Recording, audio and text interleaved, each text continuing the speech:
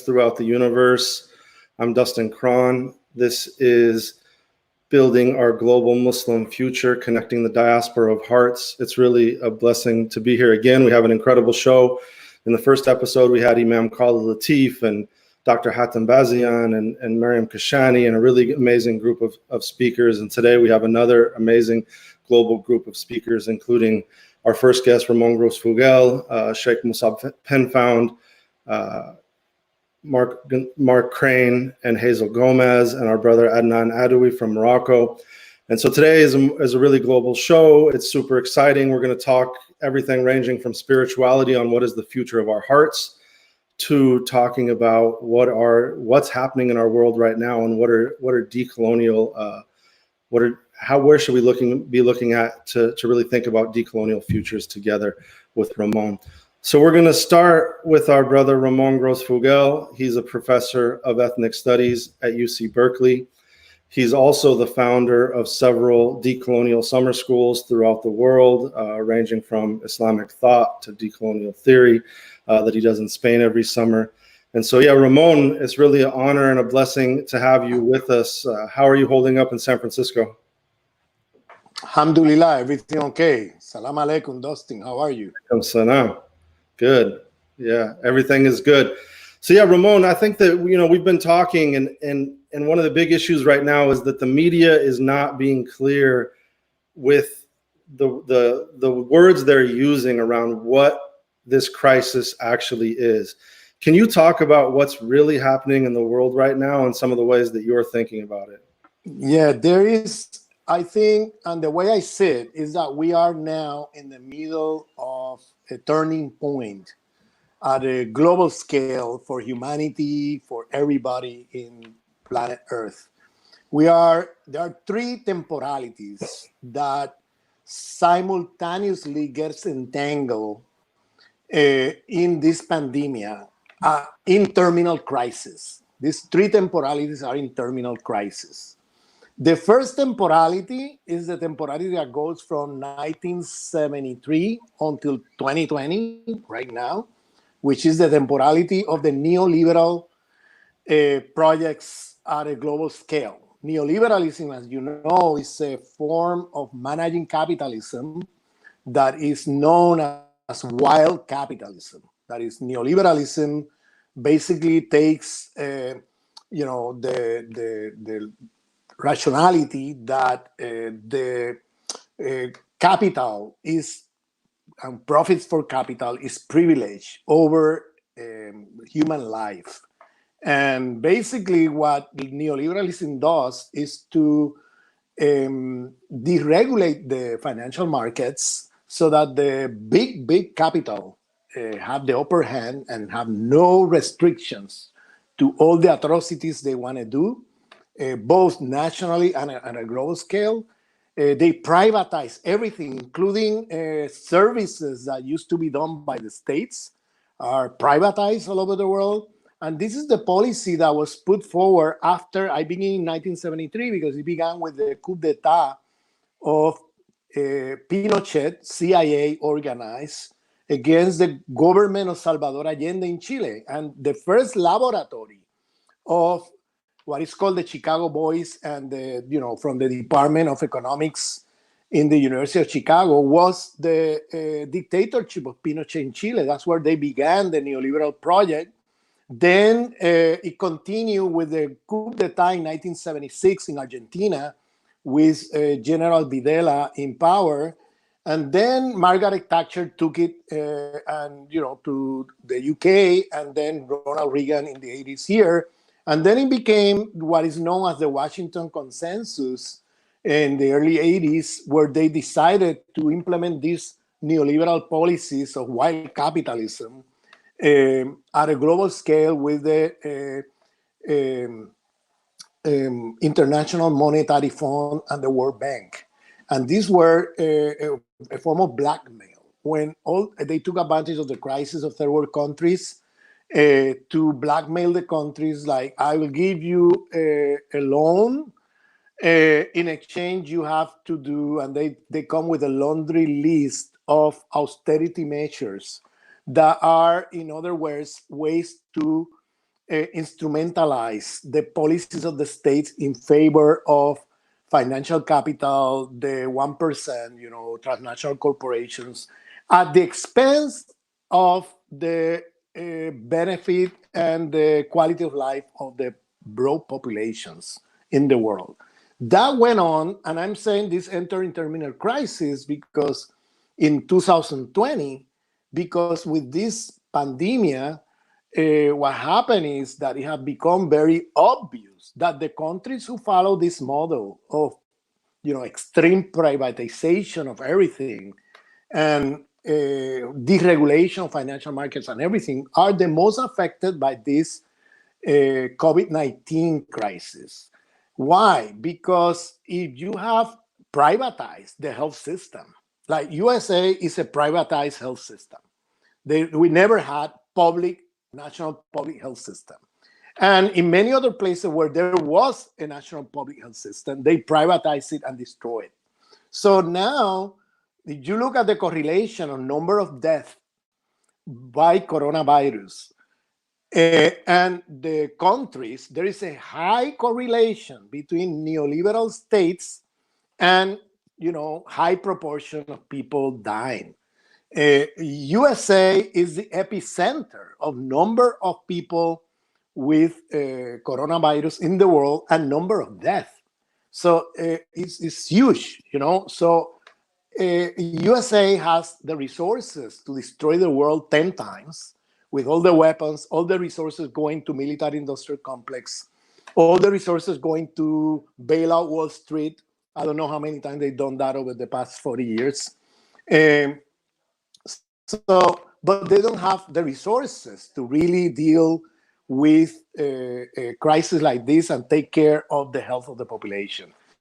So it becomes very obvious that if you happen to be in a country that follows these neoliberal policies, you are at risk in terms of your life. So it becomes very obvious now the contradiction between privileging profits for capital, or privileging human life. And now any country after this pandemic who continues with this austerity, cutting budgets in the name of neoliberal policies benefiting big capital is just suicidal. It's a criminal state. It should be called a criminal state because it's taking humanity to its death. That's what I'm saying. That cycle of 73, 2020 is now in terminal crisis.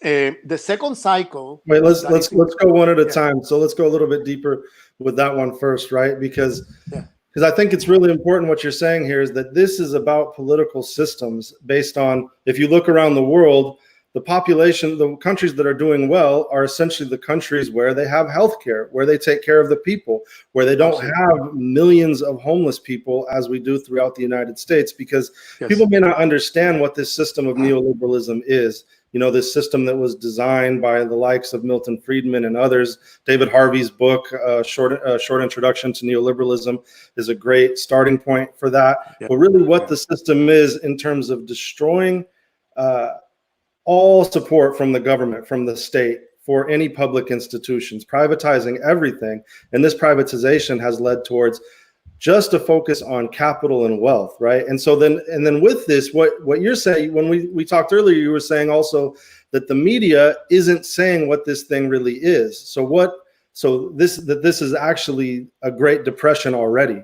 Can you talk about that for a minute, and then we'll go on to the next? That.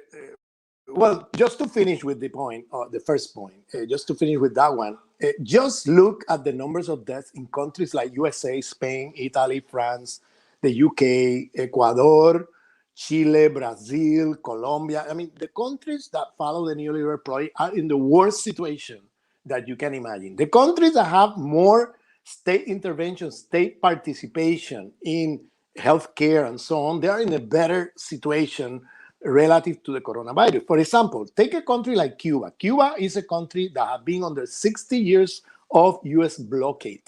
It's a weak economy. But look, they are not only have enough doctors to take care and medical system of its own population, they are exporting to the world doctors. All over the world are they're sending doctors because they have enough doctors to take care not only of their own population, but of the population at large. This tells you something about this is a weak economy. It's being under blockade by USA. How come they're able to do that? For a simple reason. They put the resources in benefit of the people instead of benefit of capital. It's as simple as that. And they are not only exporting doctors, they're exporting the only medicine that has been proved useful against coronavirus, which is the hyperferon alpha 2E. It's a product produced by Cuban pharmaceutics. And now they send it to China during the pandemic in January and February. And now China is producing it in mass numbers and sending it to many parts of the world free. And so I'm saying this because there's a high correlation here between number of deaths and because the system collapses. You don't have enough beds. You don't have enough oxygen machines. If you don't have enough doctors, nurses, enough hospitals, what happens is that then suddenly you have situations that look like hell, where doctors are deciding in the emergency rooms who lives and who dies because they don't have enough oxygen machine. They don't have enough beds. They don't have enough nurses. They don't have. I mean, it's as simple as that. In countries where you have enough resources, that doesn't happen. Now, coming back to your second question, in the media, the second point where USA is epicenter is not only in terms of number of deaths, it's the epicenter of a Great Depression. In the media, they are portraying this as a recession. This is a euphemistic term because in reality, we are now in a Great Depression worse than the Depression of the 1930s in the last century. We are in a Great Depression now. We have more than 30 million people losing their jobs in the last 7-8 weeks. And there are more to come in the next few weeks, okay? The country is bankrupt. The country has more than $25 trillion in debts, the federal government. The families, individual families, they also have trillions of dollars in debts, in credits, and so this is a country that is bankrupt. 75% of the gross domestic product of the USA is in consumption. We don't produce anything. World production is elsewhere. So there's a point where now, and everybody was expecting this to happen sooner than later, but the pandemic, what it did was to accelerate the process of falling into a Great Depression. This was announced for several years already by many people, but now it's there, and now we cannot deny it. Now you have 11% of the population of USA were going to food banks in January to get food. Right now, we have 41% of US population going to food banks. That means they don't have money or resources to get food in their tables, okay? So we're now in a Great Depression, and I'm saying it's worse than the 30s because the US debt is enormous. It's in the trillions. So that's an amount that is not even, it's difficult to even imagine, and it's an amount that will never be paid back. And USA is going to decline very fast. And now the new rising economy in the world is China. It's the new rising power in the capitalist world economy. They have already displaced during this pandemic the USA. That was also expected to happen sometime, but it got accelerated with this pandemic because China was able to nationalize its economy through the market. They took advantage of the depression, now of the crash of the markets, the stock markets, the prices went down, and they were able to then purchase all the transnational companies and all the foreign companies that were in their territory. So now they have full sovereign control over their own economy in a way that was not there a few months back. The USA and the West went crazy when they did that because by the time they did it was too late now, because when the crash of the Wall Street came in and the stock markets went down, China, instead of having $25 trillion of debt like the USA, China has trillions of dollars in savings. So was able to come back to the market, wait till the stock market is down, and then purchase at very cheap prices all these companies that used to be in the hands of Western capitalism, and now it's in the hands of China, So this is a major shift in balance of the world economy. And they are the center of world production. Right now, China and Southeast Asia is booming economically, despite the pandemic. While in the West, Europe, USA, etc., they are declining empires. And this is a major shift here that is happening. This is the second temporality I was talking about, which is the decline of the US empire, 1945, 2020.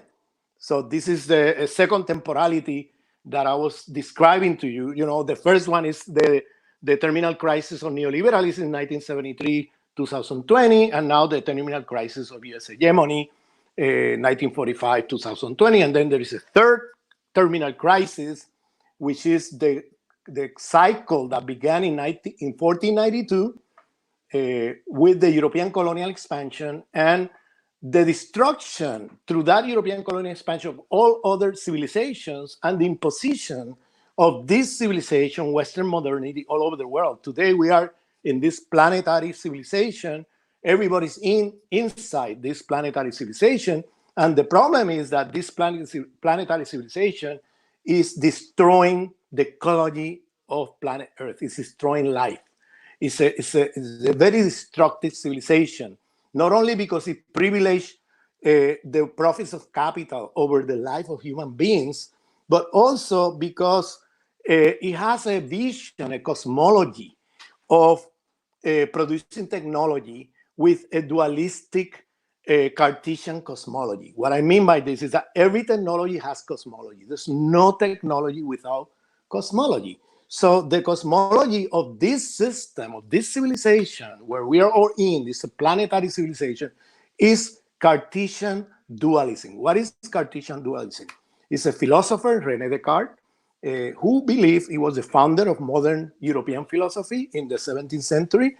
And he believed in this dualism between human life and other forms of life. These other forms of life is called nature, okay?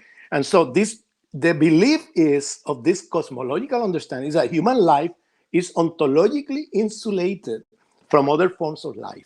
That means you can destroy everything around you and it won't affect human life because you have conceived a separation, ontological separation between human life and other forms of life. Therefore, human life do not depend on the life of the surrounding environment. You could destroy it and human life should continue. This is a stupid idea, okay? And we've been building technology under this rationality for 400 years. Every technology that you build upon the rationality of Cartesian dualism have there the rationality of destruction of life. If you look at previous civilizations, they were all, with all the critiques we might have of them, they have something in common. They never have the stupidity of building technology based on a dualistic cosmology. They build technology based on holistic cosmology. You could see in indigenous civilizations in the Americas, the concept of Pachamama.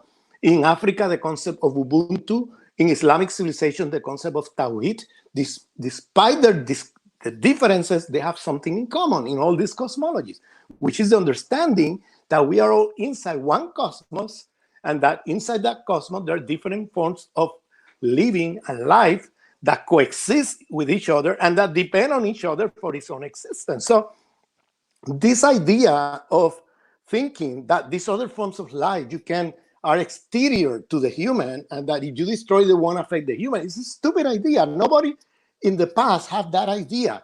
And therefore they were building technologies that understood as a common sense that everything around you, you need to balance whatever you're doing, because if you destroy yourself. It's as simple as that. And so the holistic cosmology they were using to build cosmology have there the rationality of the holistic cosmology to build technology have the rationality of reproduction of life in planet Earth. So I'm saying this because now with this pandemic there is a message that is being given at a world scale by nature itself. And the message is either you human beings stop destroying planet Earth through this destructive civilization that you have put forward in the past 400, 500 years, or we're going to take care of you. We're going to make sure you guys are extinct from planet Earth. This is the message. It's very clear because all this pandemia is related first to a downgrading of our immunological system, because we're so much exposed to pollution in the world that human beings are going down in terms of the immunological system that compared to the past. The second thing is we are destroying forests. We're destroying a lot of forests in the planet Earth that are not only the lungs of the planet, but they also make us enter in contact with forms of life, okay, non-human forms of life that we never been in contact before. So that means that those other forms of life, animals, etc., have viruses, have bacteria, and so on, that human beings do not have the defenses because we are never entering contact with them. So suddenly we enter in contact with forms of life we never been in contact before, and we're not ready to face whatever viruses or bacteria are there. So now this is a big message. It's a third cycle I'm calling that is entering in a terminal crisis, which is that this civilization is now entering into a phase of either we do something radical to stop this civilization from destroying life in the planet, or we have our days counted in planet Earth. Look, the coronavirus have in a normal health situation a percentage of 3% of people who die of the total people who are contagious, get the virus, okay? So for every 100 person with the virus, 3 persons die in a normal health situation. That's the highest proportion. There's sometimes 2%, 1%, depending. But in general, let's put the highest number is 3%. But then what happened? You have health system collapsing because of the neoliberal wild capitalist administration of the system in the last 40 years. So now we don't have health systems that are ready to take care of all the people out there that suddenly get this virus, and then the health system collapses. So now we have not 3%. If you look Italy, Spain, USA, UK, France, Ecuador, Chile, wherever they follow these wild capitalist logics where they cut off funding for health system, the percentage of people dying is 5%, 7%, 10%, even 15% and 20% in many places. I mean, that's a number of people that shouldn't have died. The normal proportion is 3%. The moment it goes above, this has nothing to do with the virus. It has to do with lack of health care. As simple as that. In the USA, you have close to 1/3 of the population of the USA without insurance, without medical insurance, in a country that have no public national health system. Everything is privatized. So imagine what we're talking about. It's catastrophic. That's why you have a lot of people dying. You look at the people dying, a lot of people are people of color. A lot of blacks, indigenous people, Latinos, etc. This is happening, all over the country in the USA as we talk. And it's not an accident that the most affected are the people who have been racialized, discriminated, because they are the ones who also have no access to resources, no medical insurance plan, etc. And they are the most vulnerable in a situation like this one. And so what I'm saying is that we are now at a moment, at a turning point. There's the post-pandemia times are not going to be the same. We are in a different world. We're in a world where now the neoliberal policies are leading humanity to death, okay? The hegemony of the USA is finished. We have the rising new power is China. They will impose new rules of the game. They're going to be different from USA at a world scale. And we are in the middle of a civilizational crisis too, that is also in a terminal crisis, because if we continue the way we're going, we're just going for the extinction of not only human beings, but of many other species in planet Earth. So either we do a radical transformation after this pandemic, or this we have the days counted. And this is the message. I think that it's a good moment for raising consciousness at a world scale. It's a good moment for progressive political interventions everywhere to transform this civilization of death. Yeah, thank you, Ramon. That's really, really powerful, that we have to transform this system of death. And of course, that's a historical term tied to the Mayan, right? That there was going to be an era, an age of death that we're living in, that now, God willing, we're coming out of. And I think some of the points that you make are so important, because most people don't even understand, as Muslims, as an example, that we live as westernized beings, as Muslims, rather than living through truly the worldview of Islam. We have aspects of our lives that are involved in the worldview of Islam, but at a civilizational level, we're not living through the Islamic cosmology, the Islamic worldview.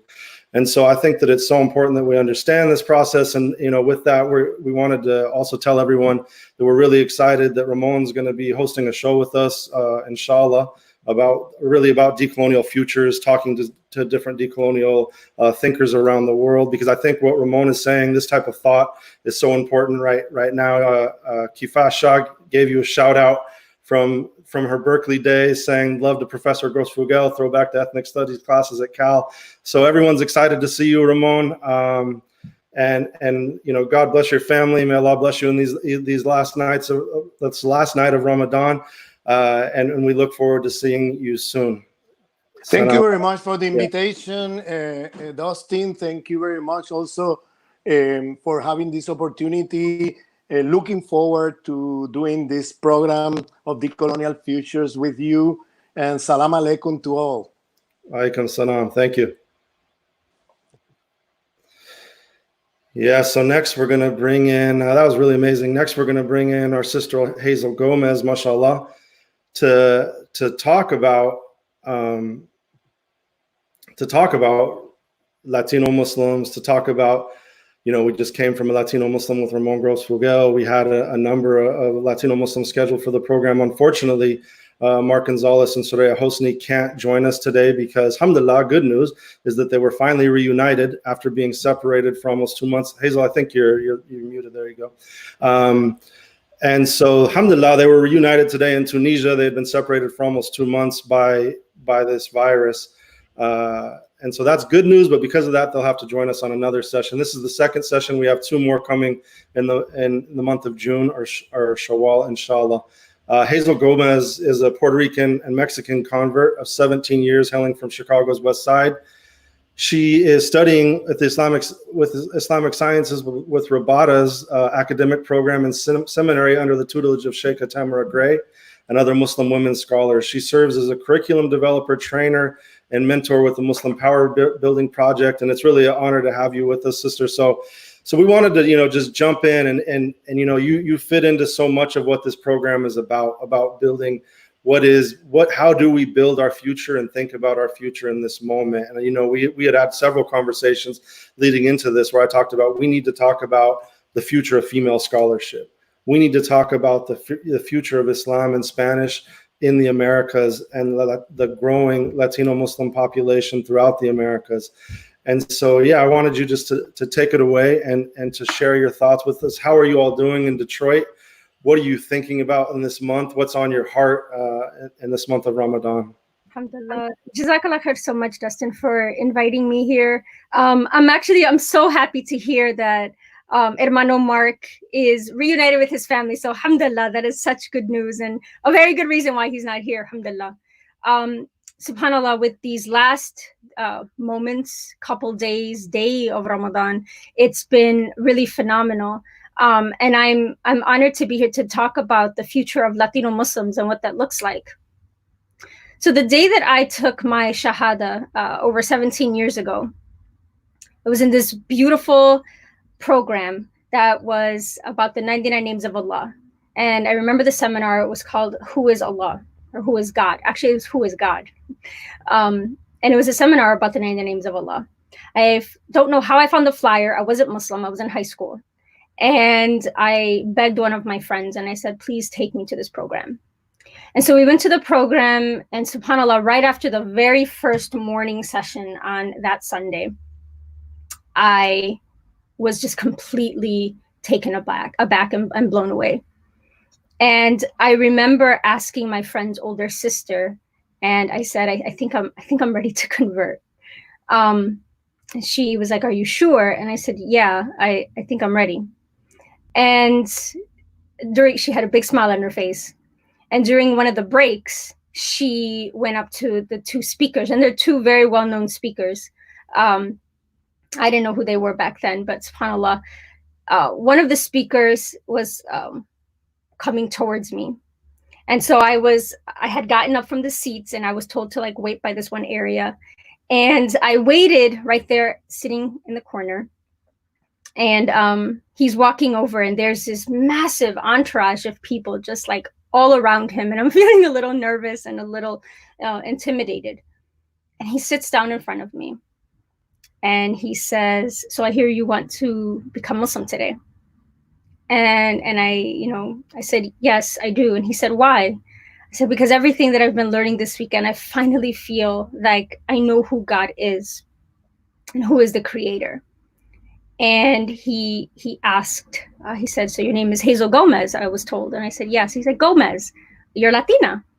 And I smiled thinking, okay, he at least recognized my surname and realized, had some idea of like my background. I said, yeah, I'm Latina, I'm Puerto Rican and Mexican. And he smiled and he said, my wife is Mexican. And in that moment, I just remember being so gleeful, knowing like, wow, there's other Latina Muslims out there. And then he said, I know you have a great love for Prophet Jesus and the Blessed Virgin Mary coming from your background. I said, yeah, I do. As I'm sitting there as a Catholic. And I said, yeah, as a Catholic, I do. I love them immensely. And he said, okay. And he said, okay, well, if you're ready, repeat after me. So he says the Shahada first in Arabic, and then he says it in English. And in that moment, I'm thinking, okay, this is it. I'm Muslim now. And everybody's bawling their eyes out. Everybody's crying around me, and I am kind of in this whirlwind. And subhanAllah, he noticed. And he said, and he added on to the Shahada, and he said, and I also believe in the Blessed Virgin Mary and in the virgin birth of Jesus. It was in that moment that I started crying. And I started crying in that moment because I felt he understood my heart in that moment. And I needed that. And I share that story with you because it really shows the importance of cultural competency when we are working with converts or we are working with people from different backgrounds. That moment really affected me, and I make so much dua for him and his family because he saw me in that moment. And so when we're working with the Latino community and we are giving dawah or we are being a convert mentor, having an understanding of where people come from and where people are coming from makes it that much more powerful and makes it that much more prophetic. As Latinos, we are the largest ethnic group in the United States as Latinos, we're the largest non-white ethnic group in the United States. And then within the Muslim community, we're the fastest growing population that's converting to Islam. And so according to the 2019 study conducted by ISPU, the Institute for Social Policy and Understanding, 8% of US Muslims are now Latino, whether they're a convert or whether they were born into the faith. And everyone has their story on what drew them to the faith. I just shared that moment of my conversion. But everyone has a story and what draws them to the faith, whether it's seeking a more direct relationship with God, or how the word ojalá, inshallah, is something that we say on a natural basis in Spanish, and to know that it comes from an Arabic and a Muslim background. For many of us, it's rediscovering our past, whether it's from the 800-year rule of Islamic Spain, or the heritage of our enslaved ancestors who were forced here from West Africa, many of whom were Muslim. And so there's oftentimes people ask me, like, when it comes to convert care, or it comes to the population of Latino Muslims, like, what makes our experience so unique? I mean, like many other ethnic groups, like, family and distinct culture play a huge part within our Latino communities, because of Catholicism and other Christian denominations, right? Because Catholicism is not the only faith within Latino America that is a stereotype. And, you know, I grew up with people who were Pentecostal and Seventh-day Adventists, and a lot of their practices are very similar to Islam, right? So, but understanding the cultural practices within our communities, as well as the very religious practices within our community, could really be helpful when it comes to working with Latino Muslims. And because religion and culture are so tightly intertwined, some relatives of converts automatically see our conversion as an abandonment of our heritage. So, example, like when I first converted and I started wearing the khimar, my great grandmother, may Allah be pleased with her, my great grandmother, who, you know, Afro-Puerto Rican from the island, she always had her hair wrapped. And so when I started wearing a scarf like this, she would say, why don't you just, like, you think you're Arab now? Like, why don't you just wear it like I do? Wear it how you usually do, you know, when I was younger. And so, you know, I'd change up my scarf a bit to make her happy. But I would also let her know, like, you know, this is, you know, wearing it in this particular way is how I was taught, like, within our sacred scripture, which within the Quran. But in her mind, she saw it, well, after that explanation, right, she understood. But initially, in her mind, she thought I was trying to be Arab or be other than Puerto Rican. And so when it comes with understanding the backgrounds of individuals, it makes life for the converts easier, and it also makes life for, like, our broader community. Like, we really get to know one another. Allah says in the Quran, in Surah Hujurat, verse 13, that He made us into nations and tribes so that we get to know one another. And the thing about that is, so many of us, when we convert, it's almost like we have to learn everybody else, but nobody takes the time to learn us and, like, who we are. And so when Allah says that He made us to get to know one another, it's something that we should really take into consideration when we're doing convert care, or specifically within the Latino Muslim community. Because again, we make up 8% of the population. That is huge. And so many people that convert are actually Latina women. And with this notion of the assumption that there's an abandonment of our heritage among many families, I can't tell you the number of sisters I've met who have been disowned by their families for accepting Islam, who've been shunned or cut off or even put out of the house. And so the practice of our deen should never be abandoned for family, but it is a part of our deen that we must retain the ties of kinship. And so it is absolutely incumbent upon us as a Muslim community to make it easier for converts to maintain these family ties. And this is why that it is so critical for Muslims who give dawah within the Latino community to also accommodate space for Latino Muslims in order to allow our cultural heritage to exist alongside of our Islam. Like I mentioned, where Allah says that He made us into nations and tribes so we get to know one another, and this notion that we constantly learn other people, but we're kind of left on the back burner. I mean, when I first accepted Islam, I had a Shawwal kameez collection that could rival any Desi woman from the north side of Chicago. You know, it was the practice of Islam that my friends understood, right? And that's what they taught me. And it was entirely new to my family because they saw it as cultural apostasy when I was always wearing shawar kameez. I mean, at least they were colorful, right? But, you know, for them, it was like I wasn't being authentically who I was. And this is just not, it's 2020. Like, this is not how we should be doing things. We should allow people to be able to express their Islam and also be able to be a resource. So when I mentioned that, yeah, I know Latina Muslim sisters who were kicked out of their house or completely shunned, and they're still trying to maintain those family ties. As a community, we have to be there for them and help them try to maintain those family ties in a way that doesn't compromise their deen. You know, another thing is, you know, sometimes there are sisters who convert and just try to do a complete 180. I mean, the beauty of our deen is to come in, and it's a gradual process, and everybody takes it differently, right? And so by helping our families with programming within the masjid, helping our families understand this new faith, making our spaces welcome, like that's really critical. There's this notion of, you know, I want to open up the mosque for non-Muslims, right? But what we need to do is also, if there's programming that is catered to a Latino Muslim community and their families, like, don't have the khutbah be about the hellfire.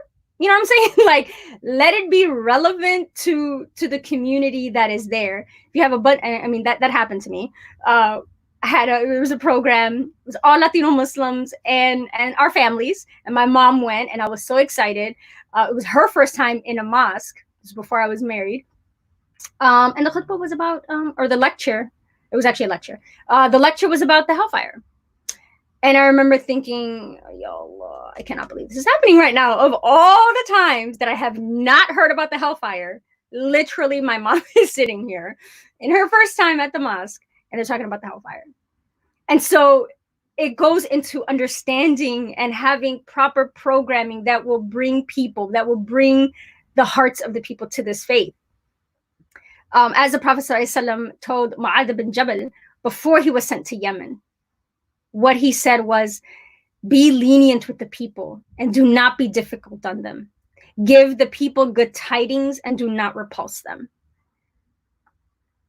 Another thing is, I remember when I read this somewhere, and it really struck a chord with me, is God consciousness does not lie in the length of the beard nor in the fabric of the hijab, but rather true God consciousness is that of the heart. And so, you know, one of the things I just want to mention is the importance that just because people convert to Islam and our slates are completely wiped clean, it doesn't mean that our histories are wiped clean. And it's an important moment for us to truly get to know one another and understand that as Latinos, we come from all backgrounds, right? We're not just all Mexican. And to just get to know the individual and not make assumptions about the person that you're with, of the convert.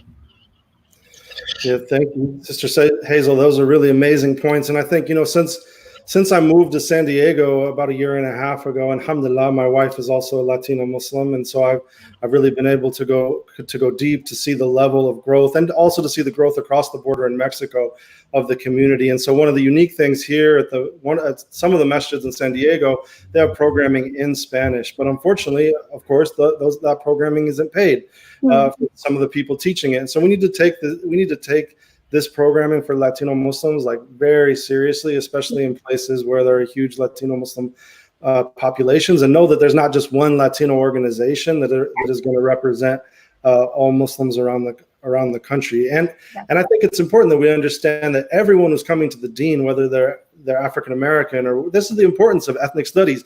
This is the importance of studying race, whether you're African American or white or Latino or Asian American, the places where people come from. It's so important that we understand their journeys, we understand their stories, we understand the backgrounds of their communities, so we can properly understand how to connect with their hearts. And so I think the points you make are really, really powerful and beautiful. So any dua or anything that you want to close us out with? SubhanAllah, just thank you so much for allowing allowing me to be here and share my experiences. And I pray that our Ramadan ends strong, and that all the projects that we have in our hearts come to fruition, and that Allah really forgives us for all our wrongdoings and our shortcomings, and that we end on a strong note. And Jazakallah khair. It's really beautiful to have you.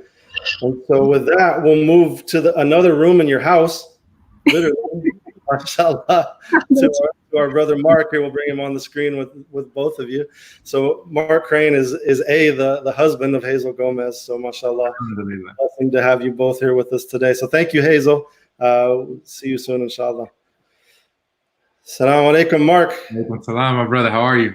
Alhamdulillah, it's great to have you here. So yeah, it's really an honor to have Mark and Hazel, and to have you all building with us, in the same house. We're going global, and we're going across rooms in a house. We almost had two couples on the show today, but unfortunately only one. But alhamdulillah. I don't want to lie to the people. I'm actually 2 houses down at the Dream office. Oh, okay. All right. Give Hazel a little space, and y'all got it like that, so you can actually have some. You can actually move around 2 houses down, mashallah. Alhamdulillah. Yeah. So Mark is a digital strategist and community organizer with local and national experience. He works at MoveOn.org, where he serves as the chief of member experience, where he's worked on successful campaigns to prevent U.S. military intervention in Syria, expanded Medicaid access in GOP-led states, and to take down the Confederate flag in South Carolina. We also were co-founders together of Empower Change, which I believe is really important. And alhamdulillah, shout out to Empower Change, doing really amazing work all around the country. And now he's the founder of Dream of Detroit, which is a really important program in Detroit. So yeah, Mark, we wanted just to dive in and talk to you about, this series really is about building our global Muslim future, because we feel like in this time, everyone's at home, everyone's a bit down. The reality is, we're experiencing, as Ramon was talking about, the shifting from one era of life to another, where we're not going back to what was.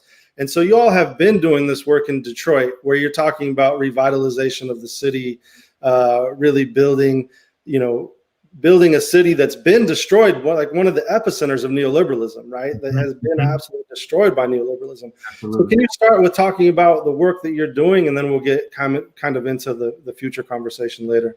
Absolutely, yeah. So, Bismillahirrahmanirrahim. I should start by, clarifying that, for the past 5-6 years almost, I've poured my heart into this project. It's been an absolute labor of love. It's been something that's an honor for me to work on. But actually, I came to Dream right after they finished rehabbing the very first home.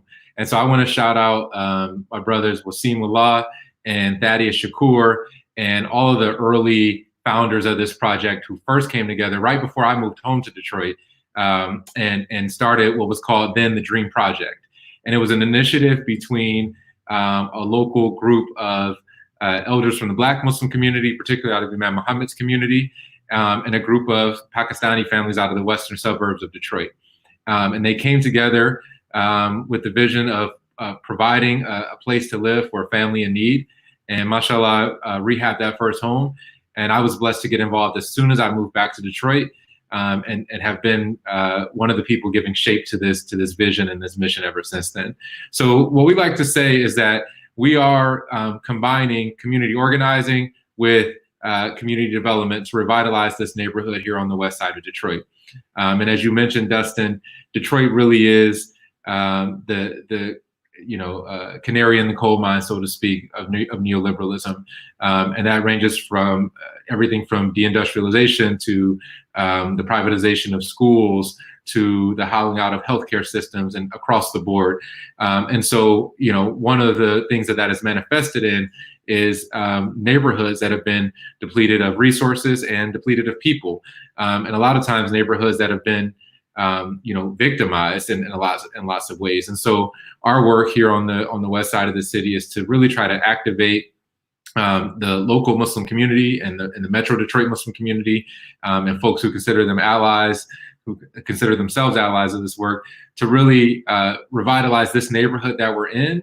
And I don't like to be, we have lofty ambitions, we certainly would love to figure out a model that can one day be taken to other parts of this city or other cities. But right now, we're really focused on how do we do this work here and now? How do we serve the residents that are in our impact turf? How do we prove at a uber local level that we can do this thing? And so that's what we've been working on for the last few years. Our work, and I'll mention sort of three values that undergird our work. Before we jump into a bit of a back and forth discussion, one of them is community. The Prophet ﷺ constantly reminded us of the importance of community, the importance of not leaving the Jamaat, right? That importance of community is reiterated just in the obligation to attend the masjid regularly. Imam Muhammad, may Allah have mercy on him, he said that the true life that Allah wants for all people, not one people, but all people, is a life of cooperation, community life. Right. And so, I've spent 10 years doing digital organizing. So I know, how helpful, how useful the internet can be in creating community for folks. But I also know really deeply that it's insufficient, and that actually we need to be in physical community together. We need to be seeing each other. We need to be embracing each other. We need to be living around each other. And so this idea of creating, fertile ground for us to build a thriving community in this neighborhood again has been one of the driving factors of this work. We're actually not too far from a masjid that's been in the neighborhood for about 35 years, but it was a masjid that, for various reasons, never had a community of Muslims living densely around it. And part of our work has been to reverse that trend, but certainly we're not limited to that when we talk about community. Another value is justice. Right. And we try to, frankly, we feel like there's enough work for us to do at a universally agreeable level to not really even, approach controversy, if you will. And so for us, we look to guidance from the Prophet ﷺ, peace be upon him, and we look at, the hadith that says that, the rights of the son of Adam are but three. Shelter to cover their head, clothing to cover its body, and food and water. And so for us, that is a really clear articulation of a set of human rights, and housing, shelter, is one of them. And so this idea that Muslims should not just be raising money to rehab homes individually in the neighborhood, but should actually be involved in the justice movements that are related to accessible housing and affordable housing. That's part of what undergirds our work today as well. And then the third leg would be, frankly, anti-racism work and racial justice work.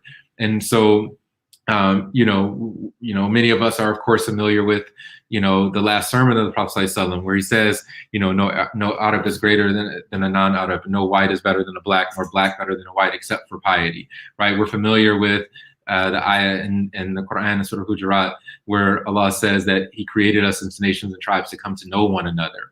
But oftentimes what we've seen in our American Muslim context is that the weight of white supremacy has subverted our own values. That in fact, when we talk about two different worldviews, in practical terms, our worldview is losing in this American Muslim context.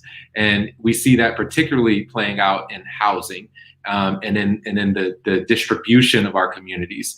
And so, the reality is that, when you look at the Metro Detroit area, for instance, we see strong pockets of beautiful Muslim communities and areas that the Black folks in this neighborhood, in this area, I wanted to say Black Muslims, but Black people in general, never had access to, right? Cities that were sunset towns for us, places that, when I was growing up, we didn't even go, right? Like, you talk about places like, Livonia, Michigan, which was known for the longest time as the whitest place in America, but, which slowly had a growing Muslim community, and it has grown westward of there ever since then. So, just in the way that we've seen, quote unquote, model minority communities be able to create settled communities in places that Black folks never even had access to, that in of itself has caused these severe distinctions in our American Muslim landscape, right? And if you look a generation ago, or if you look at sort of earlier settlements of immigrant communities, it always started in the hood, it always started in the inner city. But as folks amassed wealth, that's when the division started. And so, sort of challenging that, reversing that, at least providing an analysis and a critique of that, and providing people an opportunity to put resources into challenging that is also a part of our work. So we do housing and redevelopment, we do community organizing, and we do economic development work. And the long-term goal, again, is to build a healthy, thriving community here on the west side of the city. MashaAllah, really amazing work. And so let's talk about, I mean, that's incredible. And I think the Dream doesn't get enough love as an organization doing some of the deepest work of any Muslim community in this country. And I know, of course, you work more broadly than just within the Muslim community in Detroit, but mashallah, you all deserve all the love that we can give you. But let's talk about what's going on right now, right? Because I've read statistics that upwards of 400,000 people have already left New York City. People are talking, like my friends in San Francisco are talking about how it's a ghost town. Right? And the reality is we're going to be living through a moment where people are moving out of cities, and that's going to create opportunity for people who've been there historically as well. Like Oakland is a great example. Oakland was being completely razed. I know you spend time in Oakland, where all of downtown Oakland was being destroyed to be rebuilt as if it's a second San Francisco. Right. And how this happens, right? And so maybe it'll actually open up opportunities for people. So what are you seeing in Detroit in terms of the state of things right now? How are people doing? Like, yeah, I'll let you answer that first, and then I'll go into my second question about policy. Yeah, that's a good question. I mean, it's sad and it's frustrating, right? Because, and yeah, shout out to Oakland. It's like a second home to me. Shout out to Lighthouse Masjid, Imam Zayd, mashallah, and the whole community out there. But let me say, in a place like Detroit, we actually haven't seen a mass exodus of folks, right? Because the places where you're seeing these mass exoduses happening in this particular moment are places where there are, where there's immense wealth and where people can get up and leave, right? Where wealthy New Yorkers can go, to those summer homes, or can go to those second properties that they own, or what have you. They can get out of the city, right? Same with San Francisco, where there's immense wealth that has crushed the historic communities that have been there. And so the people who came in, who destroyed the housing markets for the communities that created those places and that undergirded the culture in those places for all these decades. So all those folks who came in, and I'm not demonizing anyone, there are, all types of systems that created these circumstances, but like those are the exact types of folks who can then leave just like that when they need to, right? And it's the folks who have been squeezed out, the folks who've been pushed out, the folks who lost grandma's home. Those are the people who cannot leave in the moment of a pandemic like this, right? And so in a place like Detroit, we've lost 500,000 people in my lifetime alone, right? And another 750,000 people, in the 2 decades before I was born.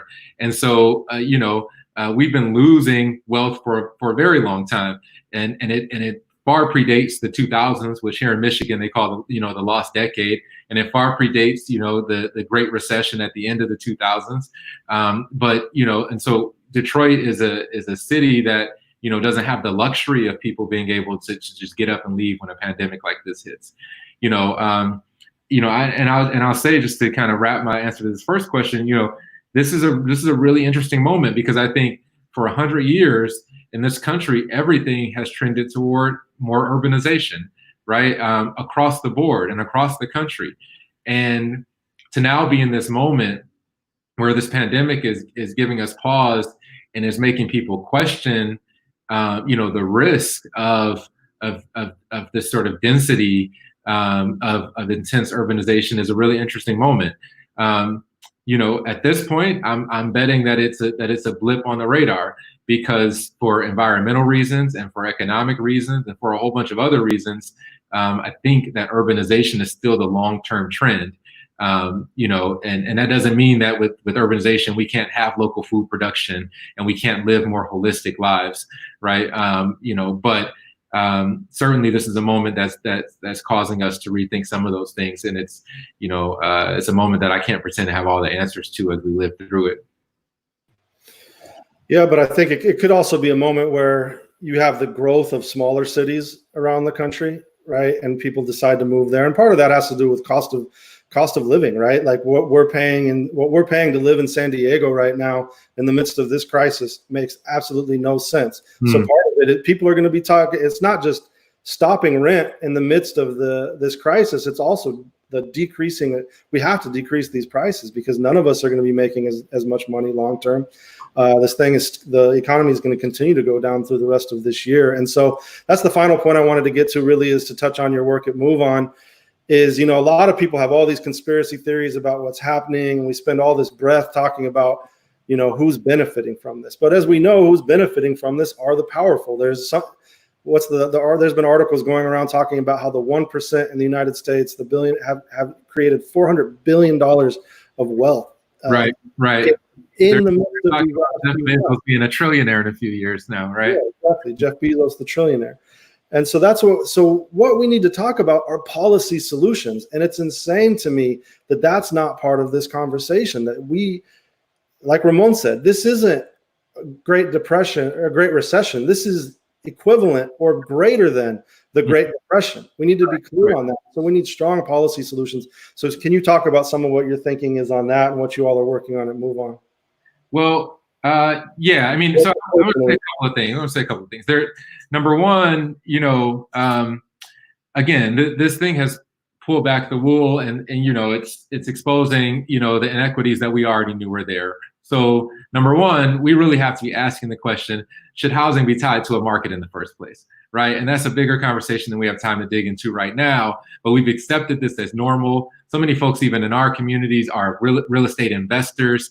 We've really struggled with this at Dream, how much to lean into the investment versus, donations versus, creating, an affordable housing model that's not tied to any of these, because frankly, like, the fact that our housing is market-based creates situations like San Francisco and the ridiculous housing it costs there, and what you're seeing in San Diego, et cetera. And so that's one question. That's something that we need to be really questioning and unpacking. Number two, it's interesting because the future of work is changing, and of course that's going to change the future of cities. A lot of jobs are not going back to offices after this, or they're allowing large parts of their workforces not to go back to offices. Of course, we're talking about jobs that are privileged for folks to be able to work from home.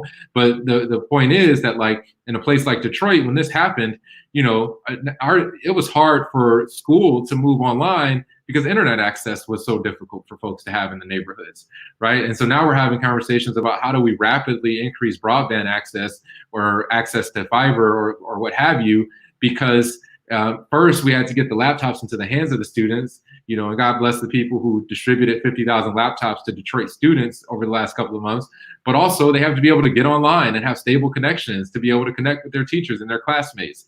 And so in so many ways, right, this virus has pulled back the inequities in our cities and across the country. I'll say this, cities are, important. And like I said, I don't think they're going anywhere. They're the site of intense creativity and intense cultural production and capacity, intense material production. I think Detroit is certainly thinking about what does the future of the city look like. We've sort of accepted here that we'll probably never be a 2 million person city again, but the cities will have to re-envision themselves. But to get to your point, policy is very, very important here.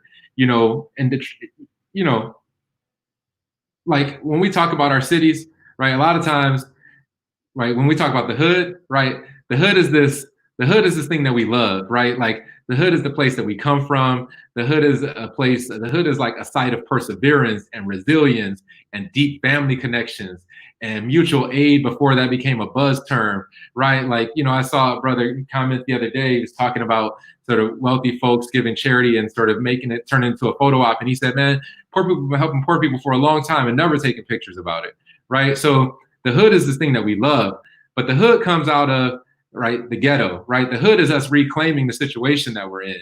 The ghetto is this thing that even folks living in it and who acknowledge that they're living in it, right, it causes some consternation, right? Like when we say that's so ghetto, like that's not a good thing, right? Because the ghetto is this thing that was imposed on us.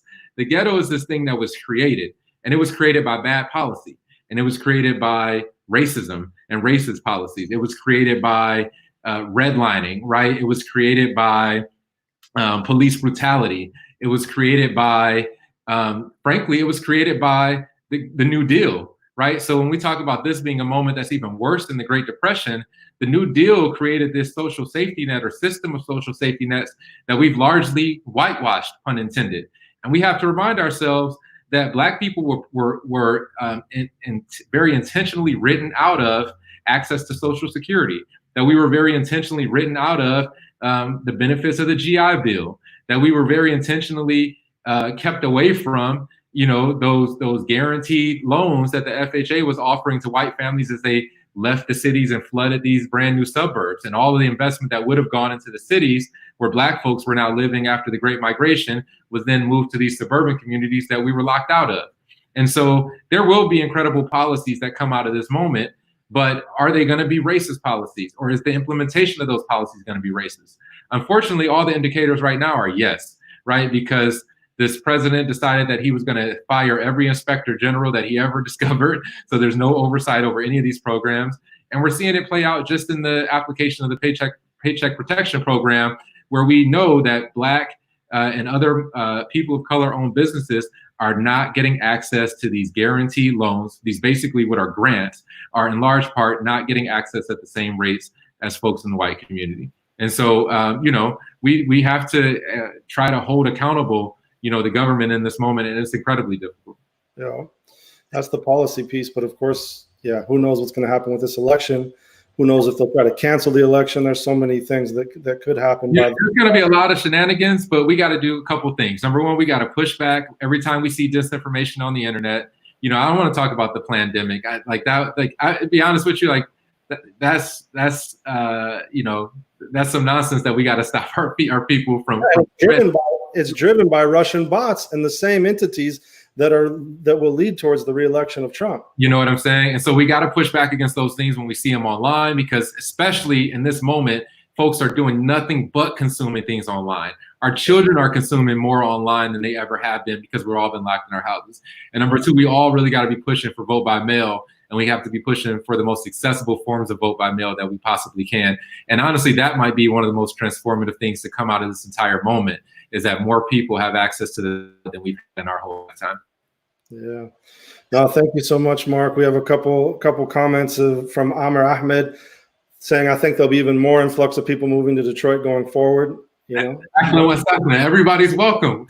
Reach out to us at Dream Detroit. We got houses in the neighborhood. I can't say that they're ready yet, but we'll get them ready for you. So come work with us. And as we bring in North Africa, our brother Adnane Addioui, Amir also has to say, man, this is such a dope crew. Alhamdulillah, it's an amazing global crew. It's been a blessing being here with you, Dustin. I appreciate all the work you're doing. There are very few people who have the skill set and the network that you do to pull together a global program like this. MashaAllah, may Allah reward you and grow this institute that you're building. Pray for us. Thank you, Mark. Thank you so much for your time. Of course. Everybody. Peace. Yeah, Adnane, Assalamu alaikum. Alaikum salam.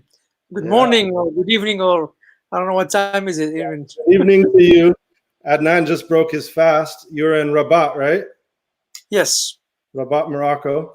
So shout out to Rabat, Morocco. Adnane has been online a lot in the last 2 months. He's been doing programs the entire month, almost every day, he told me. Adnane is my good friend. He's an Ashoka Fellow, a social commentator, social entrepreneur, and disruptive thinker who has committed his life to the work in the MENA region, Middle East and North Africa, particularly Morocco, enabling creative thinking, entrepreneurship, and innovation for the common good. He has co-founded the Moroccan Center for Innovation and Social Entrepreneurship, where he's currently served as chief visionary. Adnane, mashallah. Tell us about what's going on. How's everything in Morocco? What do you all up to? How is life these days? It's very similar. I've been following the conversation since the beginning. So it's very similar to what's happening elsewhere. You have things going online, and people cannot afford to get online. People losing jobs because there's no alternative. You have regulations being tight. You have people being more scrutinized. You have, like Ramon was talking about, the recession and depression. You have a lot of people being more depressed mentally because, of course, this has taken everybody by surprise. But if you have not built a resilience mindset, things like this would come as a shock. because you used to do business as usual. You used to go your life as usual, and sometimes when you're not ready to change. And as you're mentioning, since the beginning of all this, I've had like hundreds, maybe thousands of conversations with a lot of people from all over the world, really all trying to find hope on what's next, on what can we do, how can we build. And I was just having a conversation with one of the most inspiring social entrepreneurs from Germany, who's been running a very successful social enterprise called Dialogue Social Enterprise. His name is Andrea Heinecke. He's told me that now his business is episode 1. Now it's time for episode 2, which means that as you're building things, as you're talking about the future, there's no issue and there's no point of trying to get a grip and try to stick to the old habits. And I think that nowadays, a bit similar to what Mark was saying, that if we are about to build a resilience mindset, we need to be able to understand the empathy behind us. And what's bringing us all together as a global humanity is that we cannot live alone. It's either we're in it together or we're not. So the challenge is nowadays, because we're going to a new normal, where digital is going to be much present than before, and of course seclusion is going to be also tough, because not everybody have access to equipment, not everybody have access to internet, and then we need to be able to work more together. So I think that regarding this whole conversation on what needs to happen and what have you, is that we need to be able to understand that if we want to change the narratives of the future, we need to be able to rethink the narratives of today. Which means if I run a business and I've been waiting for some type of clients, well, I have to understand that maybe this business has to change.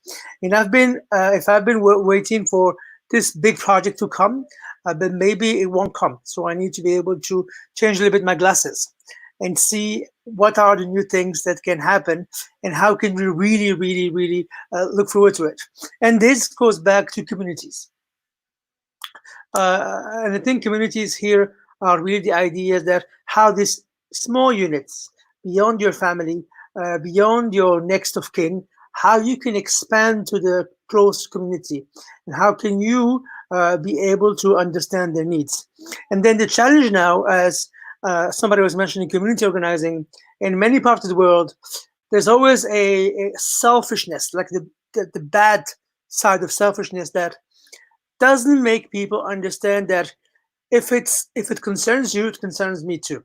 And I think the blessings of this pandemic is that now there is an understanding that whether we like it or not, we are on the same boat. Whether, of course, even if I'm a trillionaire, I can maybe go take a spaceship and go to Mars, but still, it concerns everyone. And of course, some people are more affected than others, but still, we really need to be able to think together to see how best we can collaborate, how best we can focus on impact. And now I just want to say a word or two on impact. And it goes in line also a bit with what Mark was saying, is that if before we talked about capitalism as the norm, and few people were talking about social entrepreneurship or social impact as something, as this type of hippies, now people are going to this more and more.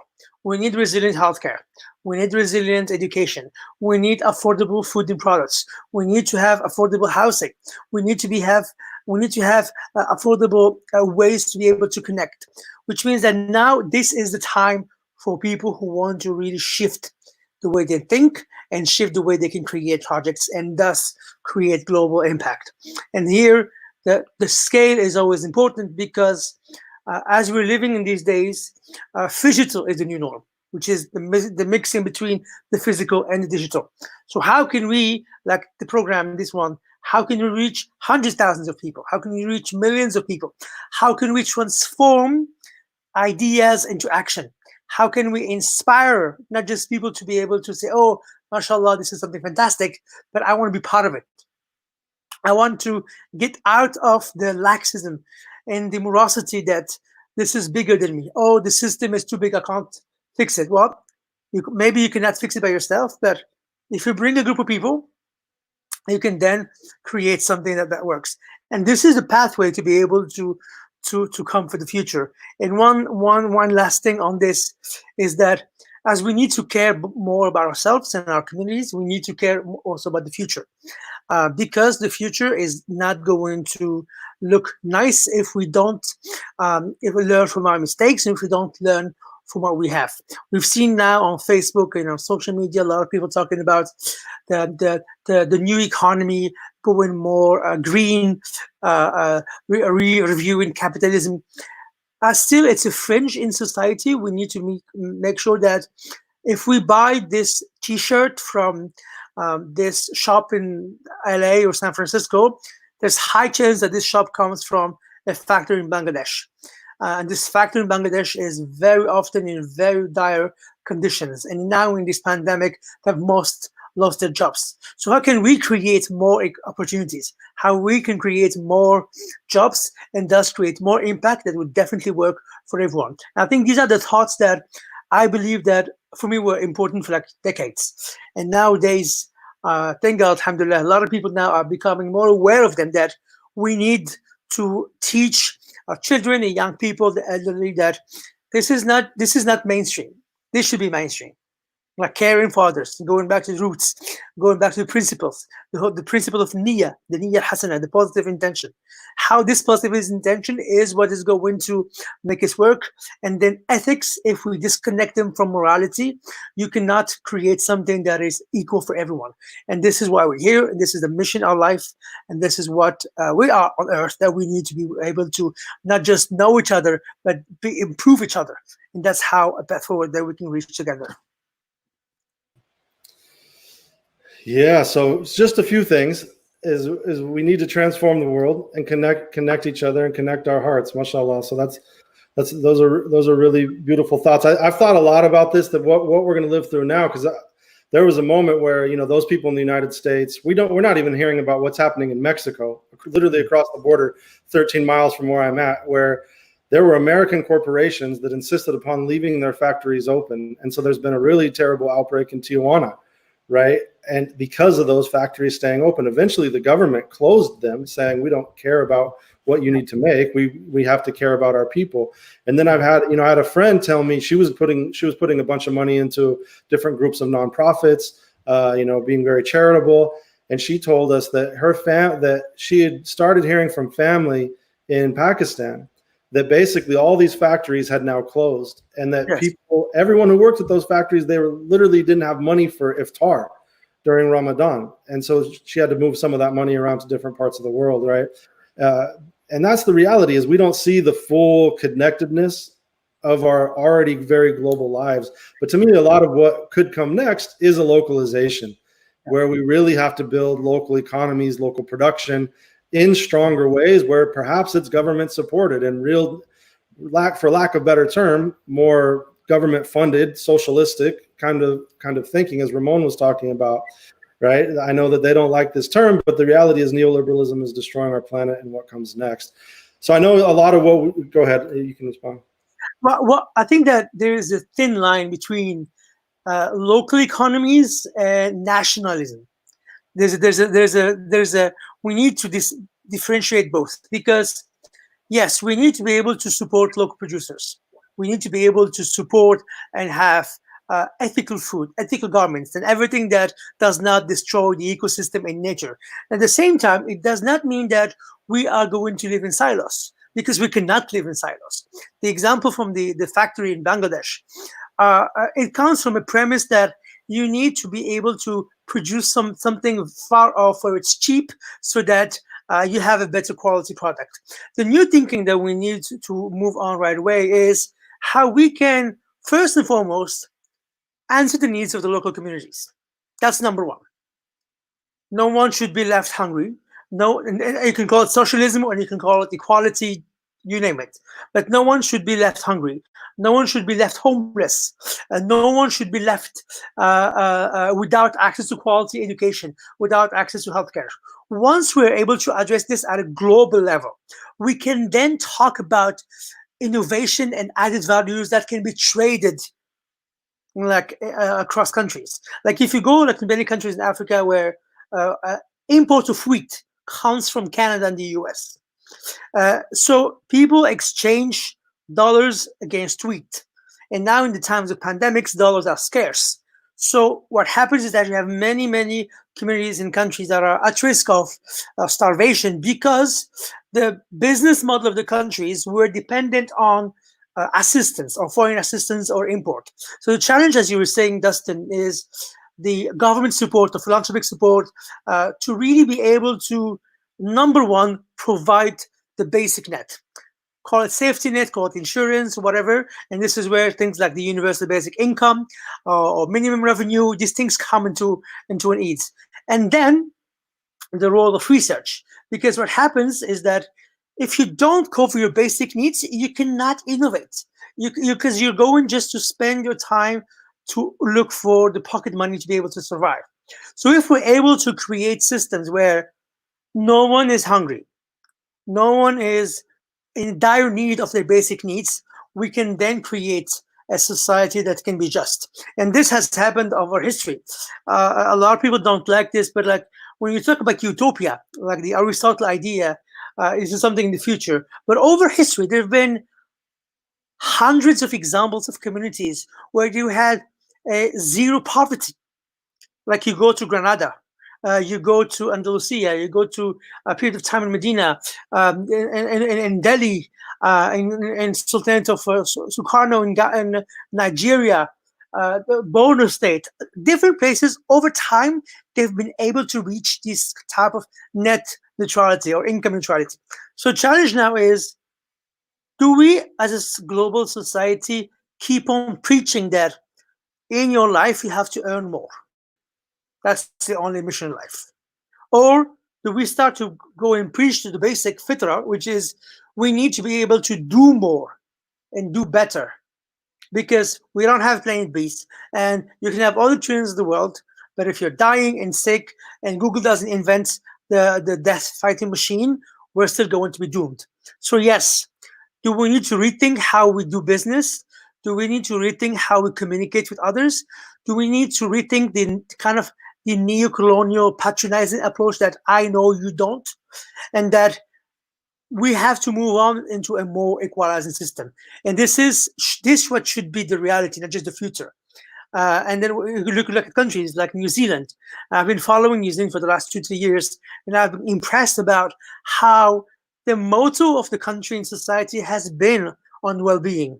And even when the tragic attack in the mosques happened a few years ago, like the framework was well-being. It was not you're this, you're that, you're Muslims, you're whatever.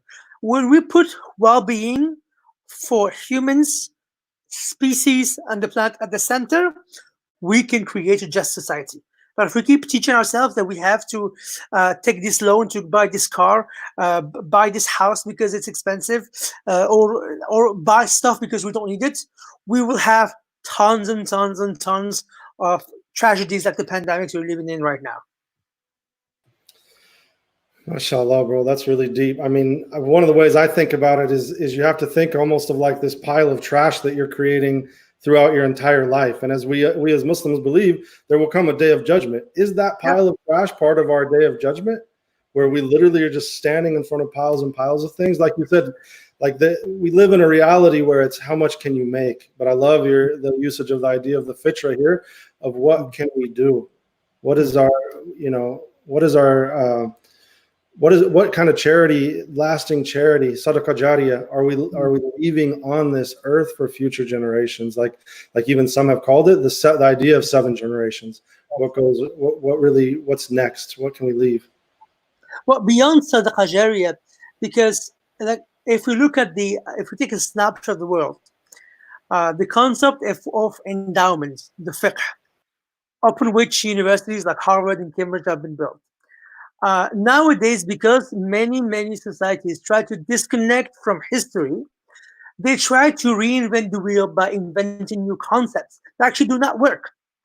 Like a lot of people now, like there was a debate in Tunisia a few days ago because there was one municipality who wanted to put not tax, like a kind of zakat fund. So there was a huge debate over social media that if you want to put as the cat fund means that you're against civil liberties. That's just nonsense. Because what happens in many countries is that there's this type of disconnection between the concept and whatever ideas you have around it. And this is what happens when people try to assimilate themselves and not be able to think critically. And then the issue with tons of countries in their education system and whatever is that either critical thinking is taught to neglect and say that you're good, you're bad, or critical thinking is not taught at all. You just have to learn by heart. So if we want to create this revolution and go back to the fitrah, to the reason why we exist and why we have to perfect creation, there needs to be we need to be able to, us who have access to people, to technology and so on, to raise awareness to the masses. You have a brain, for God's sake, use it. And use it means how can you make it better for everyone? Otherwise, we're all doomed to fail, and there's no second options because it's either us or nothing at all. Yeah, exactly. And so, and what we were supposed to talk about, going to that point in this talk, part of it was this idea of you said you wanted to talk about the future of connections, and I think how this idea of how you build ecosystems. And so you, mashallah, are one of the people I know in this world with one of the greatest ecosystems of entrepreneurs, of relationships. I literally run into Adnane. I used to run into Adnane all over the world. Now we, of course, all have to connect online. We're ranging from running into him in Malaysia to Qatar and everywhere in between. So can you talk about how you build ecosystems, what you could even recommend to people who, because the reality is a lot of people who are looking for work, in my opinion, hustle and find relationships online, like things like film production, the creative side. That stuff is going to come back in the next few months, and it'll still be funded. Obviously, people are consuming so much content it has to, so some industries will continue to grow, and you can do a lot of this online. So can you talk about ecosystems and how you build connections around the world? Well, it's actually very linked, because if we go back to the idea of doing good and the fitrah, it means you cannot do it alone. And I personally, I don't seek connections because out of interest. I seek connections out of passion. And you were mentioning the whole idea of hustling and the gig economy and the businesses. What happens nowadays for many people that they seek networks because of gains or because they want to have some gains. I think that's a bad approach. Seek network to complete yourself, to learn, give more. And I've been telling this to a lot of people, like I spend my time, like 99% of my time doing things for free. Like that's it, for free, because I want to do it. And then people would say, oh, we want to pay you for that. I was like, okay, marhaba, amen, just come and do it. So I think that being able to connect people, connecting the dots is a skill in itself. So how can someone do it? Well, number one, if you have an idea, go and share it online, share it nonstop. Number two, try and find ways that makes you relevant. You're talking about the content creators and video makers, a lot of great and smart people, but they spend their time creating crap. I'm sorry to say that. There's no meaning. There's no kind of ingenuity. But when you seek for meaning, meaning will reveal itself. Number three, like expand beyond. Because a lot of people would say, oh, I want to stay within my industry, or I want to stay within my field or my geography. Like I personally don't find it relevant. Like I have friends in the healthcare sector and medicine and astrophysics and theology and business making and you name it, God knows what. And instead of thinking them as separate spheres, that's all together. I think the future of this connectedness is being able to bring all these worlds together. By bringing the world together is by being able to reach out. Because a lot of people are afraid to reach out because they fear rejection. Well, if you're rejected, it's not the end of the world. And especially in communities where you're a minority, whether it's a minority of faith or minority of race, minority of ideas, and so on, the simplest part is to go and find allies in your communities, in your next ones. I think the challenge is to find unusual allies and find people who might be different than you, but you share ideas. So find the common ground. And I think that within this new world, the new normal that we're having, we need to be able to talk to each other more. We need to be able to connect more, and we need to be able to build the bridges, whether it's through Netflix or rap or recitation. And these are the bridges that creates the ecosystem. But still, work hard. And that's something also very important, because a lot of people, they feel that they've spent so many years, they don't see results, and then they say, okay, it's not meant to be. Yes, but maybe it's not meant to be in the way you've designed it. Maybe you should change it. And this is where I love the concept of pivoting in startups. Change the way you do it. I've launched tons of projects. A lot of them didn't work. But when we changed a little bit, tweaked, we can change things. So I think a lot of people should learn to pivot their lives and have the confidence to do it. There's one quote that I like, that you will never learn how to swim by reading a book. You have to jump. And it's better if you jump by others, by creating networks of peers, like-minded, like-hearted peers, and that when it's genuine, you can really emphasize on creating these links. And of course, you have to sustain them, because if you don't sustain them, they're not going to work. And if it doesn't nurture you, it cannot nurture them. Might sound simple, but that's how it works. Community building, creating networks, making sure that you connect the dots, making sure that you go and reach out to others, keep on connecting, keep on feeding your network. Because a lot of people just want to benefit from their networks without feeding them. Well, if you don't give, you will not receive. And then the barakah is never going to be there. And the barakah is part of the ecosystem, that you need to institutionalize it and create this as a business model you can really replicate. And if you don't have an ecosystem, build one. That's it.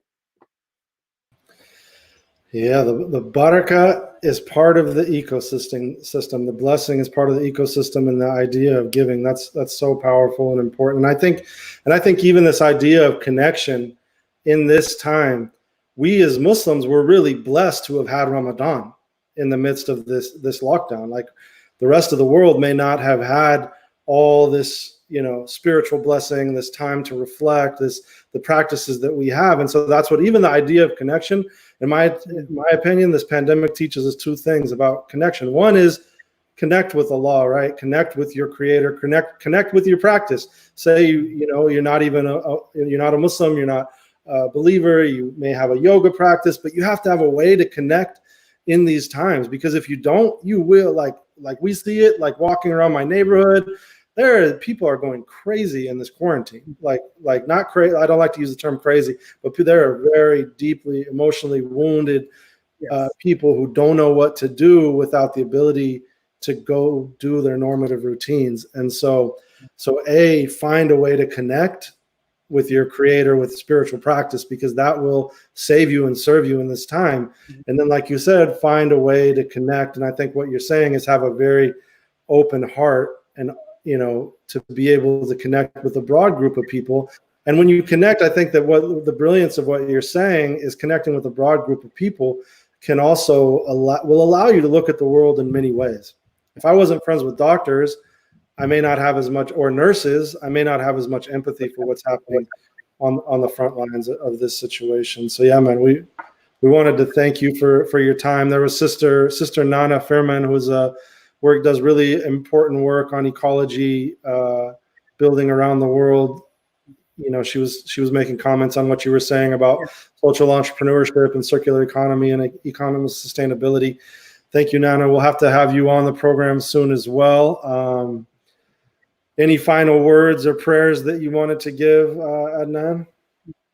Well, to go back to the connectedness to the creator, I was talking to a friend yesterday about this conversation, the connecting the hearts, and he was like, we should connect the minds. And I was like, well, it's not antinomical, it's both the same.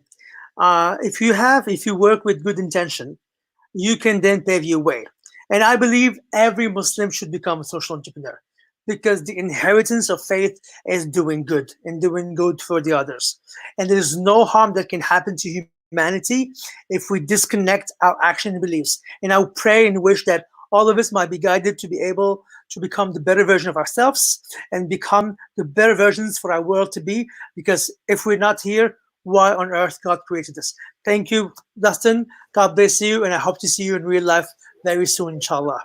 I mean, yeah, and one last point is that we called this program the Diaspora of Hearts, and you were saying it should be what? And you can tell us why. Oh, yes.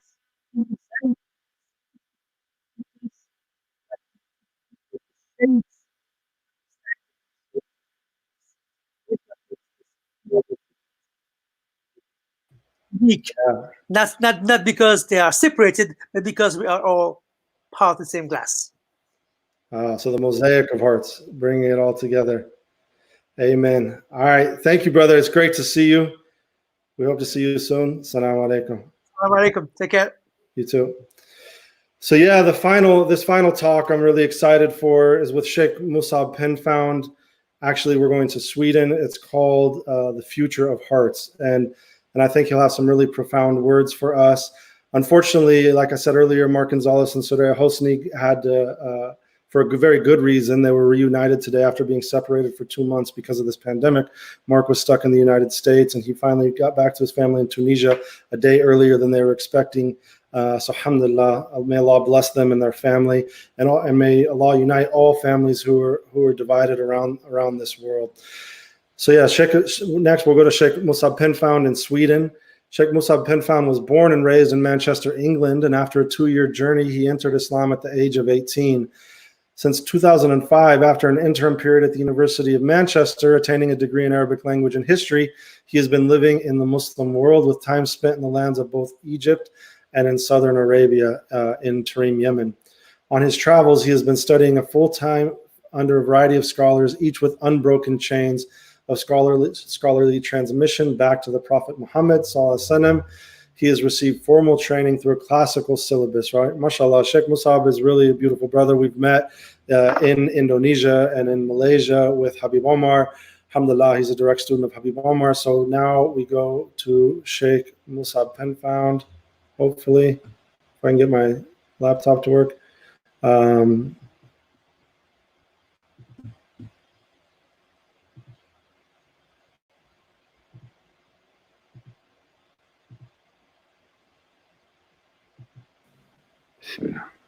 Assalamu alaikum wa rahmatullahi wa barakatuh. It's an honor to be here sharing this with you all. My name is Musab Penfound. I'm from Manchester, England, currently in Scandinavia and living in Tarim, Hadramaut. So I was asked to share a few thoughts, a few reflections, and given a pretty interesting title, The Future of Hearts. Often when people talk about the heart, it's related to a spiritual tradition. It's normally to do with the present. But I thought it was an interesting juxtaposition in the very title.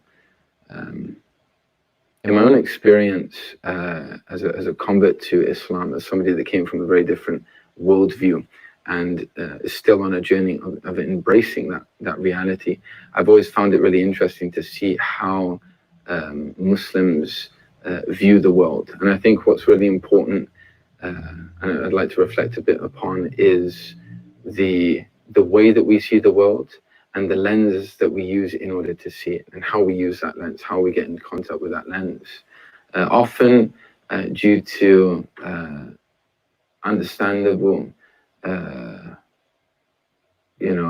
excusable reasons, we've got ourselves into almost like a rut where we see the rest of the world through a purely political, socio-economical paradigm.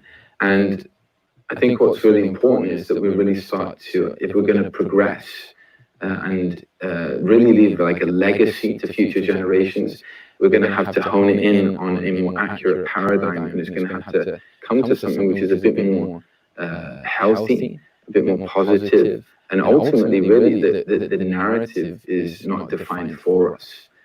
The Prophet sallallahu alaihi wasallam, he narrated is narrated by Imam Ahmed that إذا قام على أحدكم القيامة وبيده أو في يده فصيلة فليغرسها. If the hour comes, Armageddon's on the way, it's the last day, and you're in the middle of planting a seed, and keep planting.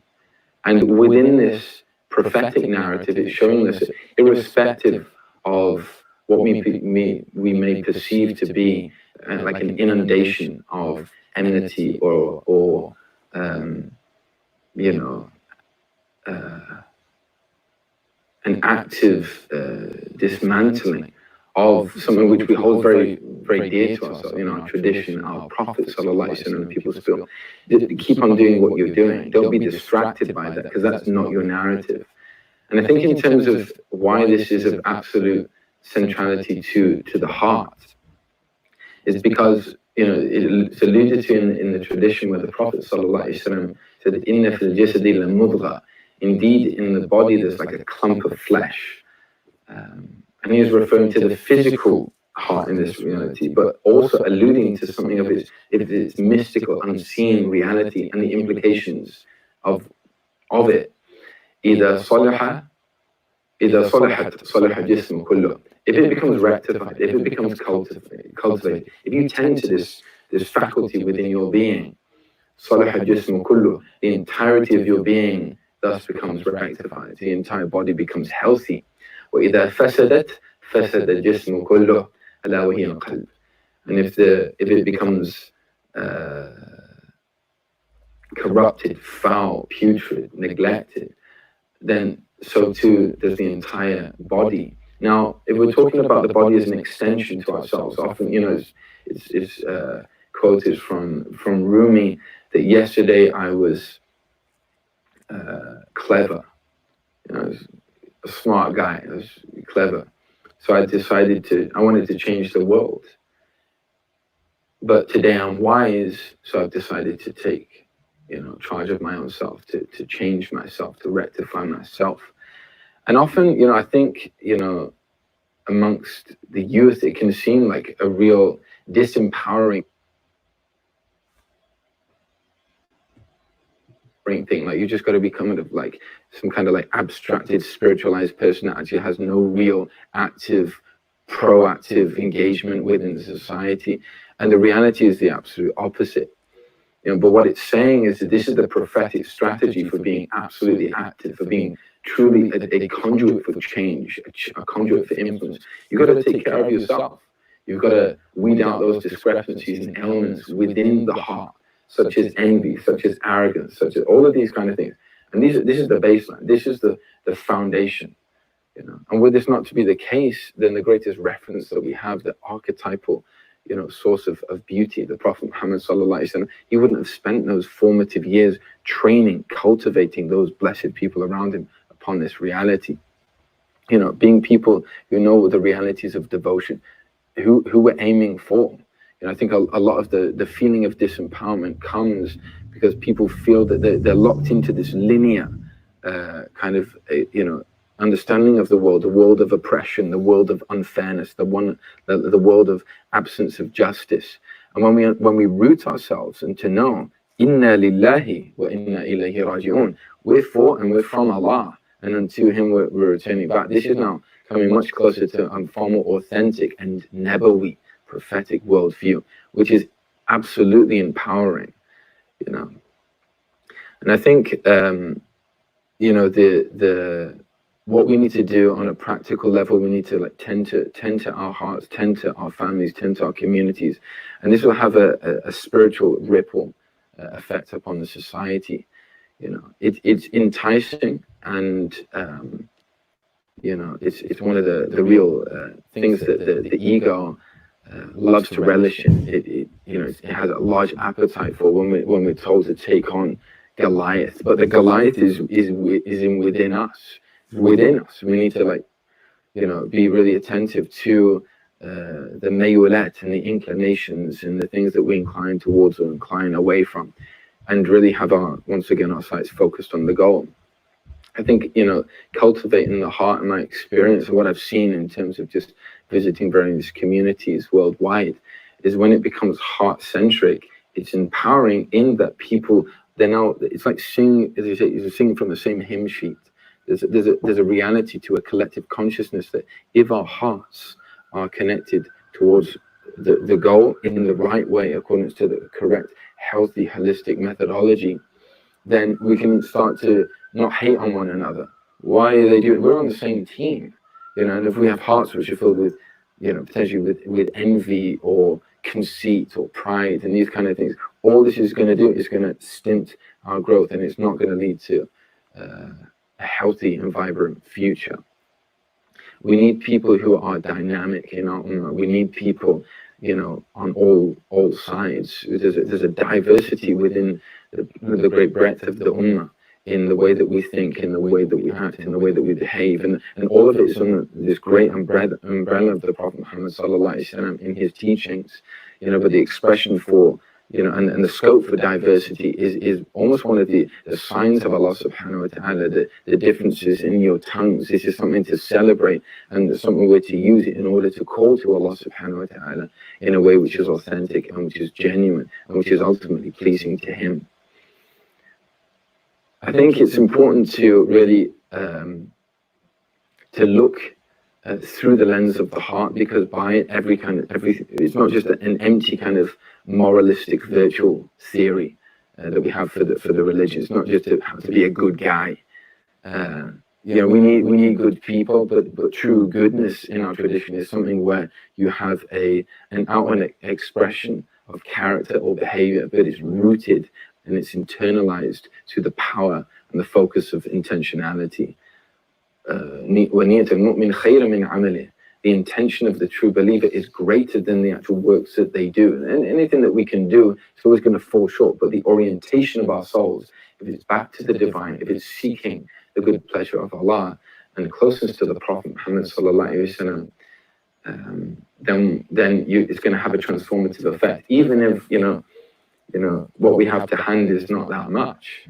The people used to mock Nuh alayhi salam, Prophet Noah. He's got this old bits of wood and rusty nails to get together. Your claim is going to be this big flood, But Allah subhanahu wa ta'ala says in the Quran, وَحَمَّلْنَاكُمْ فِي الْجَارِيَةِ. We were the ones that carried them. So whilst we don't fall short in taking the outward manifest means, similarly we don't fall short in rectifying the inward edifice, and tending to that inward architecture which the Prophet ﷺ had laid down over 1400 years ago. So much of the decisions and the strategies of the Prophet ﷺ, it was based upon this broader prophetic vision, which doesn't just look to, we need to be a bit more productive, we need to be a bit more effective. We do, but not to the detriment of harming people's souls or hurting people's feelings or breaking people's hearts. And this is a really important essence of our tradition. We need to cultivate, future generations upon this, that people are empowered. You have a lot of people now that are almost, up in arms about the nature of climate change and the environment, and as, claimants to a custodianship of this reality, not just because it's nice to do so we can live in a better world. That's not our tradition. It's far deeper. The trees have a right, that the animals have a right, that the skies have a right, and we're custodians. We're also there to maintain and serve all of creation. This is part of the prophetic teachings. And a lot of people feel tremendously unfulfilled because it comes from this place of lack of, they don't feel empowered that they can change anything. And I think everyone has a role to play. What's sad now is because we're often defined by how many likes or the nature of our followship. To be a follower, it's an accolade. It's not necessarily to be the one that's followed. And what are you being followed in? All of these subtle things which are cultivating and conditioning our hearts and our souls, and we're not even necessarily aware of it. It's doing something to our psyche, to our mentality, to the way that we view the world, to the way that we perceive ourselves. The Prophet ﷺ empowered the people around him, to carry on this tradition, this legacy for future generations, to have the gift of self-knowledge, to know who you are. مَنْ عَرَفَ نَفْسَهُ فَقَدْ عَرَفَ رَبَّهُ. One that knows themselves, they know Allah.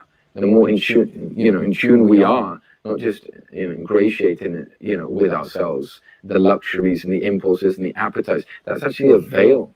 And that's one of the reasons why many of us feel completely unfulfilled in where we're at.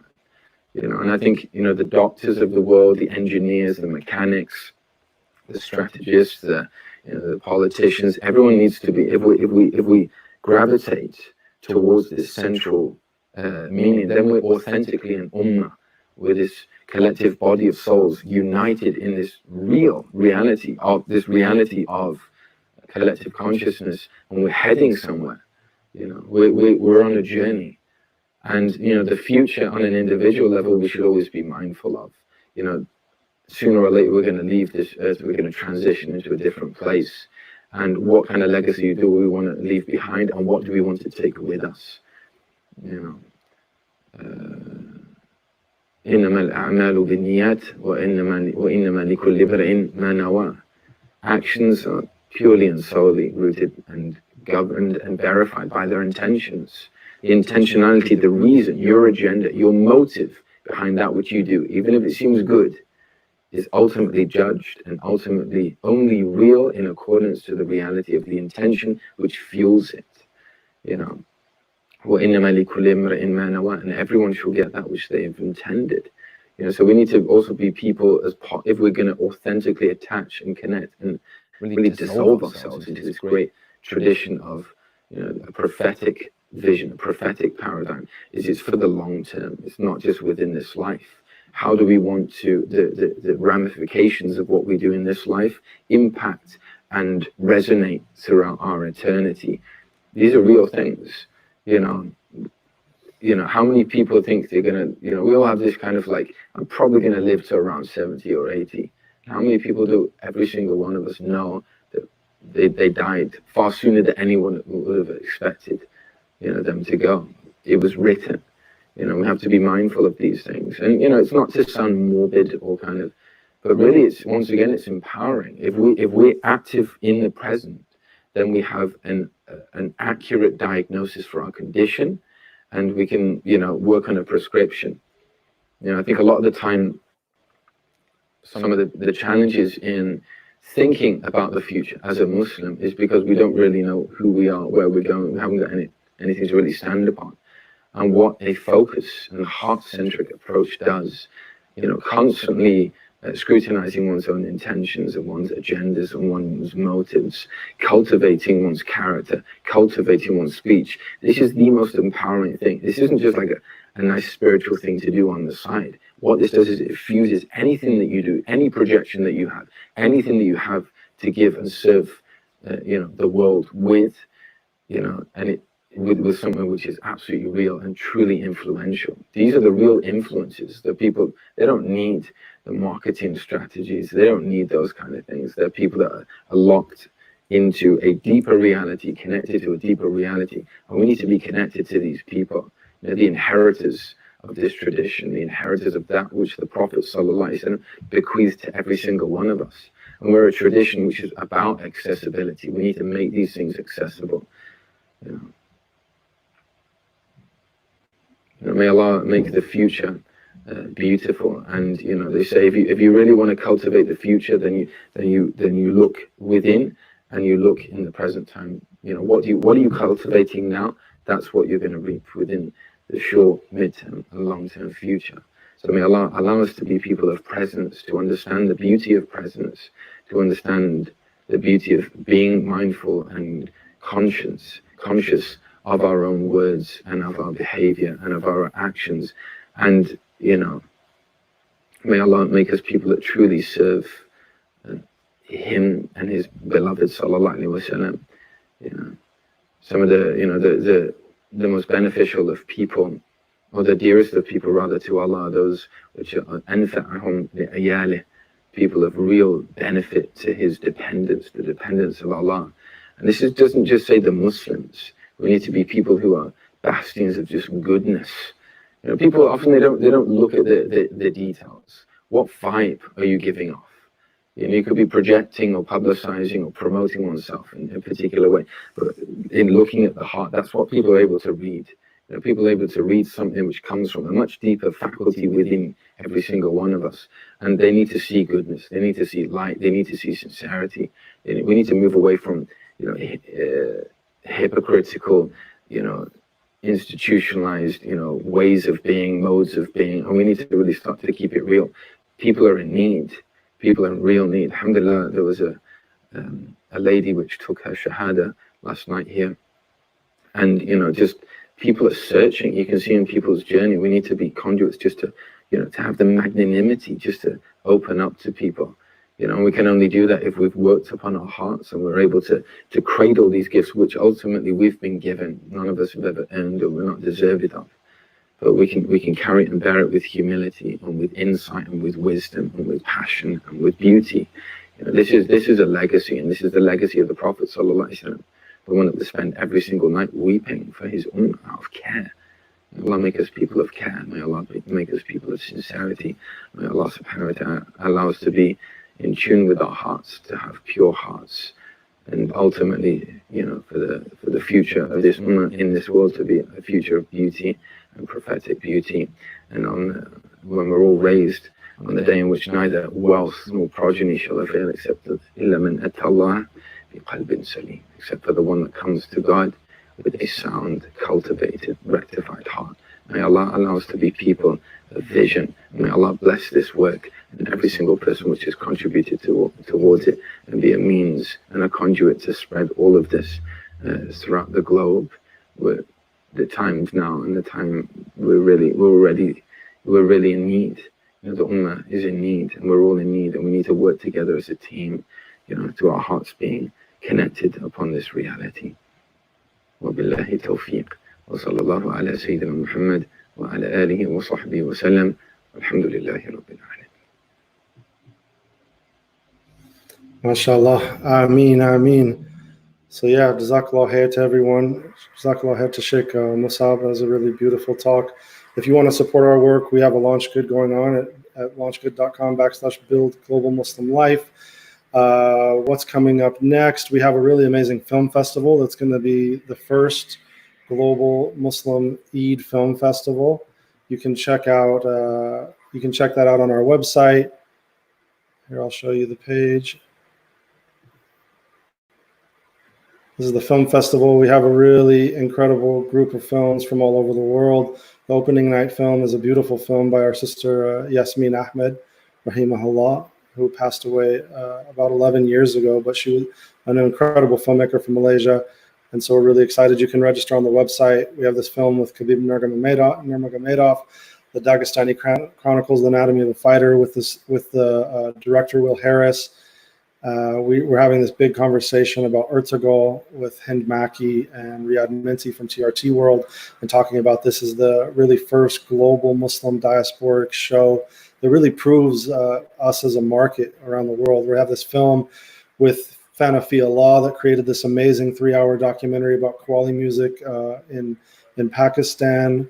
We have this talk with Hussein Rashid about the new Dune film that's coming out and some of the Islamic themes in Black Panther and Star Wars. We have Finding Fatima, a romantic comedy from the UK. We have this beautiful film from Zarina Greenwald with Mahmoud Abdul Rauf about his journey. A lot of people may not know it the way they know Colin Kaepernick's story. We feel like it's really important to know that. We have The Honest Struggle with Justin Mashouf. We have this amazing talk with Hana Rashid, who's a martial artist and an actress in Indonesia and an activist and leader of the Women's March in Indonesia. Check out this short action film that was directed by Gareth Bell, the director of The Raid. It's on YouTube. Really, really amazing. You can find it on our Eid Film Festival website. Talking about Muslim dramas on Netflix, and really amazing short film about the creation of this comic using academic means. We have a conversation about films from Palestine. Amazing. We get to talk with Mustafa Davis about the work that he's been building for the last couple of decades. We have a really amazing lineup for this global Muslim music video session, and then this really beautiful film about Tahir Abdurrahman, the philosopher from Morocco. We have a conversation with Lena Khan from Tiger Hunter. She's directing this film on Disney Plus called Flora and Ulysses, actually editing it in the midst of the pandemic. And so we're having a conversation with her. This film, Wajd, about Syrian refugees who are singers, is really amazing, especially those who are interested in the Mawlid culture and the culture of Qasayid. This kind of talks about some of the history in Syria. And then finally, we're having a conversation about spirituality in film from Majid Majidi to Yasmin Ahmed with Michael Sujic. And then we're having a couple of days of shorts to close the festival, this Global Muslim Refugee Short Film Festival. And finally, the short films from throughout the Ummah. This is from the film Qad Bada by Seven Stations with Hakeem Archuleta. So with that, we will close. May Allah bless everyone in these final nights of Ramadan. Please keep us in your dua. And we pray for you all. We pray for Allah to transform our hearts. Assalamu alaikum. Allah.